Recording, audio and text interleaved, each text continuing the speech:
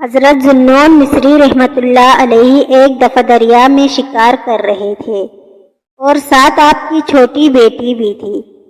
جب دریا میں جال پھینکا تو ایک مچھلی جال میں آئی۔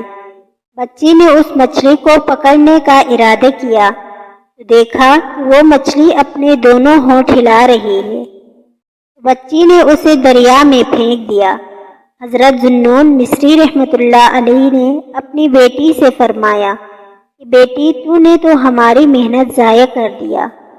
بچی نے عرض کیا کہ جو چیز اللہ پاک کا ذکر کرتی ہو میں اسے کھانے کے لیے راضی نہیں ہوں۔ حضرت ذوالنون مصری رحمۃ اللہ علیہ نے فرمایا اے بیٹی اب ہم کیا کریں گے؟ بچی نے کہا کہ ہم اللہ پاک پر توکل کریں گے اور وہ ہمیں ایسی مخلوق سے رزق دے گا جو اللہ پاک کا ذکر نہیں کرتی۔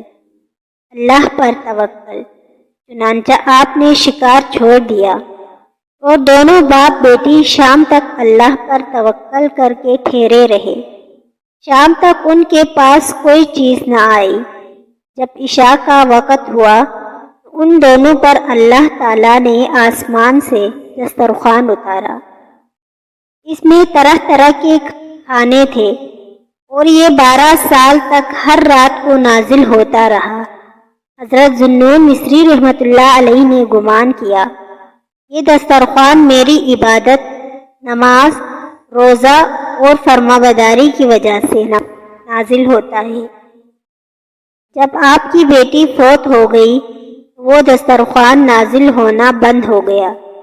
تب آپ کو معلوم ہوا کہ دسترخوان تو بیٹی کی وجہ سے اترتا تھا نہ کہ میری وجہ سے۔ پھر آپ نے گمان سے رجوع کی وَمَن يَتَوَکَّلْ عَلَى اللَّهِ فَهُوَ حَسْبُهُ إِنَّ اللَّهَ بَالِغُ أَمْرِهِ، اور جو اللہ پر بھروسہ کرے وہ اسے کافی ہے، بے شک اللہ اپنا کام پورا کرنے والا ہے۔